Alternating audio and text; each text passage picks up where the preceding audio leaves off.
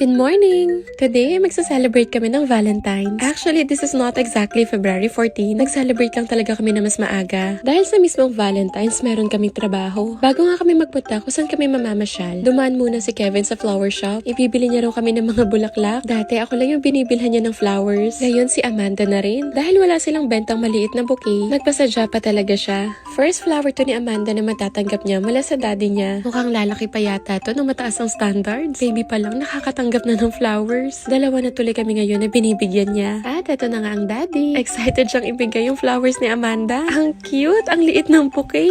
Saktong-sakto lang para kay baby. Nang makabili na nga siya ng bulaklak, dumiretso na kami sa Mount Camisong. Medyo may kalayuan yung location. First time nga lang namin makakapunta rito. Mula nung mag-open to at kahit taga Baguio kami, ngayon nga lang namin mapupuntahan. Palagi kasi namin to nakikita sa mga social media. At sabi ko nga mukhang maganda. Kaya naman nagpa-reserve ako sa restaurant nila sa Alapaa. And then after nun, mamamasyal na lang kami dito. By the way, hindi stroller friendly itong lugar na to ha. Buti na lang din at carrier yung dala namin. Marami kasing mga hagdan dito. At saka halos pataas pababa yung mga kalsada. So bago ka nga pala makakain sa restaurant, kailangan mo pa rin mag-entrance fee. After namin makabili ng ticket, hinatid na kami ng golf cart papunta dun sa restaurant. Sobrang ganda at peaceful dito. Hindi ko na-expect na ganito pala sa personal. Alapaap nga pala yung pangalan ng restaurant kung saan ako nagpa-reserve. Pero meron pa silang mga ibang cafe. Nag-pre-order na rin ako ng mga pagkain para hindi na kami masyadong maghintay. Eto yung restaurant na literal nag-last talaga. Kaya ako napabook dito. Kasi nung makita ko sa social media, talagang nagandahan ako. Buti na nga lang at yung table namin dito sa corner. Sobrang ganda talaga ng view. I'm sure napapansin nyo, mahaba na yung buhok ni Amanda. Nalalagyan ko na kasi siya ng ribbon. Grabe, ang tagal kong hinintay moment na yan. Finally, mukha na siyang girl. Eto nga pala yung loob ng Alapaa. Maganda yung ambience, maaliwalas. Yung view talagang panalo dito.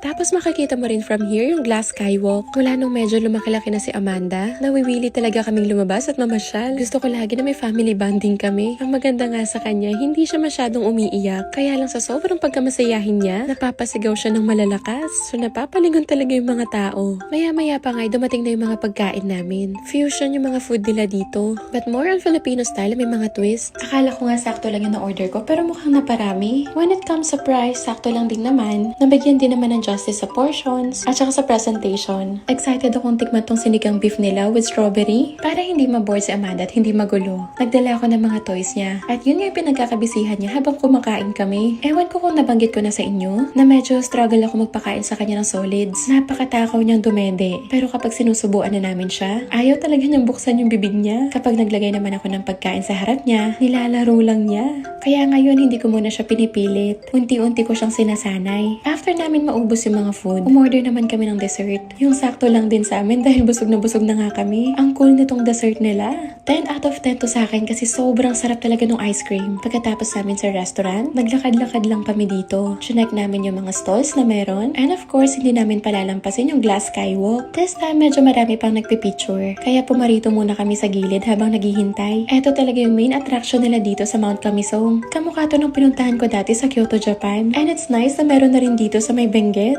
Sa totoo lang, nakakalula nang tumingin ako sa baba. Lalo na nung pumunta kami sa dulo. Ang ganda ng concept na naisip nila dito. Napakaganda nga naman kasi talaga ng view. And for me, tamang-tama lang talaga yung entrance fee. Napaka-serene ng place, hindi crowded. Talagang may enjoy mo yung lugar. Tapos ang babait pa ng mga staff. Sa kanila nga kami nagpakuha ng videos and pictures. O diba, para kami may human drone. Akala ko nga hanggang dito na lang yung pasyalan. Pero sabi sa amin, meron pa pala sa may baba. Kaya naman nagpahatid ulit kami sa may golf cart para masilip namin yung garden na sinasabi nila. Pagkarating nga namin dito, nakipaglaro ka agad si Amanda sa mga lola. May mga nakausap kami ng mga turista din. Natutuwa nga sila kay Amanda dahil tawa siya ng tawa. Sabi nila napaka-friendly nga daw niyang bata. Tuwang-tuwa din sila sa ribbon niya. Kasi naman mapagkakamalan siyang boy kapag hindi ako naglagay ng ribbon. Hanggang dito na nga lang din kami bumaba sa may pathway. Grabe, napakaluwang pala talaga dito. And dito nga namin din nalaman na pwede palang mag-picnic. So sabi namin ni Kevin sa susunod babalik kami dito at magsistay kami ng mas matagal. Ang sarap lang ng simoy ng hangin. Enjoy na enjoy talaga namin yung nature. Usually sa mga ganitong oras, dapat tulog na si Amanda. Pero nag-e-enjoy din talaga siya sa pamamasyal. Dito pala yung napapanood kong spot na aesthetic. Yung mga may naglalakad-lakad. And to be honest, maganda din talaga siya sa personal. Sa may bandang baba nito, may mga store din. Kung saan pwedeng mag-chill at magkape. Isa lang ang masasabi ko. Sure ako na babalik-balik kami dito sa Mount Camisong. First Valentine's namin to kasama si Amanda. At tuwing iniisip ko yung mga susunod na taon pa pa namin. Na-excite ako sa mga next pa naming adventure. Anyway, hanggang dito na lang muna. Kamusta naman yung Valentine's ninyo? See you ulit sa susunod ha.